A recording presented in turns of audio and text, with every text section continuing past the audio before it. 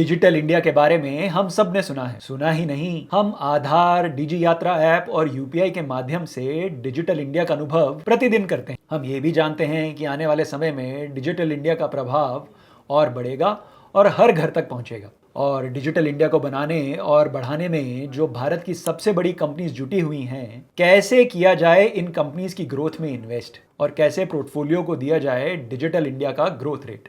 इस वीडियो में हम आपको 3 ऐसी स्कीम्स के बारे में बताएंगे जिनमें इन्वेस्ट करके आप पा सकते हैं डिजिटल इंडिया बना रही कंपनी से रिटर्न। नमस्कार, मैं हूं मनीष तनेजा और आप देख रहे हैं जेड फंड्स, जहां अब आप देख सकते हैं अपना एक्सटर्नल पोर्टफोलियो।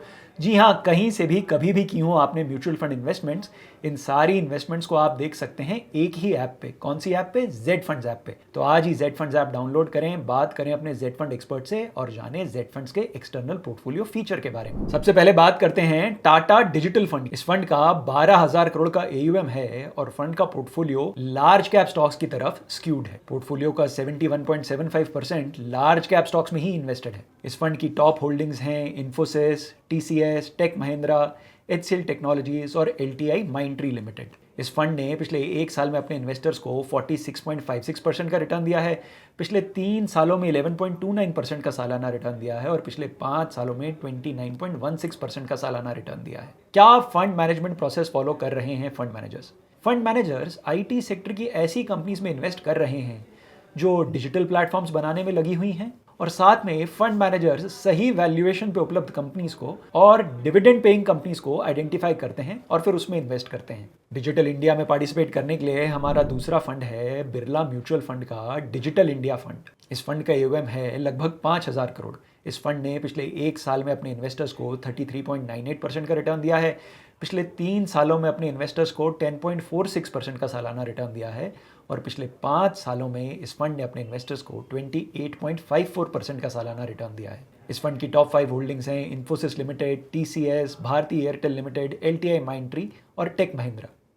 इस फंड के टॉप 5 सेक्टर्स हैं IT software, telecom services, retailing, IT services और कम्युनिकेशन सर्विस। जी हाँ, फंड मैनेजर्स ने ना सिर्फ IT कंपनीज में बल्कि टेलीकॉम सेक्टर से भी जुड़ी कंपनीज में इन्वेस्ट किया हुआ है। फंड मैनेजर्स कंपनी को पोर्टफोलियो में ऐड करने से पहले उसकी फ्यूचर अर्निंग्स की गहन जानकारी लेते हैं और फिर देखते हैं कि क्या कंपनी सही भाव पर उपलब्ध है और उसके बाद ही स्टॉक को पोर्टफोलियो में ऐड किया जाता है। और अब बात करते हैं ICICI प्रूडेंशियल टेक्नोलॉजी फंड की। इस फंड का AUM है 17,173 करोड़। इस फंड ने पिछले 1 साल में 41% का रिटर्न दिया है, पिछले 3 सालों में 9.44% का सालाना रिटर्न दिया है और पिछले 5 सालों में 30.5% का सालाना रिटर्न दिया है। इस फंड का भी लार्ज कैप स्टॉक्स की तरफ बायस है। इस फंड के AUM के 77% एसेट्स लार्ज कैप स्टॉक्स में इन्वेस्टेड हैं। इस फंड की टॉप होल्डिंग्स हैं Infosys, TCS, Bharti Airtel, LTI Mindtree और HCL technologies. Fund managers value investing strategy follow करते हैं, यानी उन स्टॉक्स में इन्वेस्ट किया जाता है जिनकी फ्यूचर अर्निंग्स को शेयर बाजार ने अभी सही से नहीं आंका है। आप इस फंड में SIP और लमसम के माध्यम से इन्वेस्ट कर सकते हैं। आपने इन तीनों फंड्स के रिटर्न्स में कुछ नोटिस किया? इनके पिछले 3 सालों के रिटर्न्स देखें। टाटा डिजिटल फंड ने पिछले 3 सालों में 11.29% का सालाना रिटर्न दिया है। बिरला डिजिटल फंड ने पिछले 3 सालों में 10.46% का सालाना रिटर्न दिया है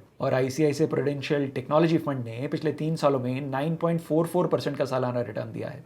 इसी दौरान स्मॉल कैप और मिड कैप कैटेगरी के फंड्स ने बेहतरीन रिटर्न्स दिए हैं। म्यूचुअल फंड स्कीम्स में पास्ट रिटर्न्स को देखकर आने वाले समय में उन्हीं सेक्टर्स या उन्हीं स्कीम्स में इन्वेस्ट करना कई बार लाभदायक नहीं होता।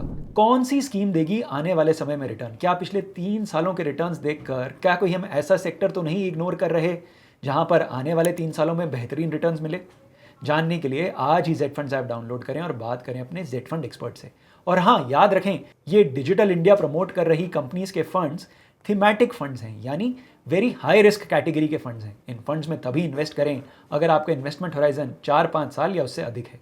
करें लमसम या करें SIP, क्या यही फंड्स आपके लिए सही हैं? इस सारी जानकारी के लिए आज ही जेड फंड्स ऐप डाउनलोड करें और बात करें अपने जेड फंड एक्सपर्ट से। जेड फंड्स, जहां है आपकी इन्वेस्टमेंट सही और आसान। Mutual fund investments are subject to market risks. Read all scheme related documents carefully.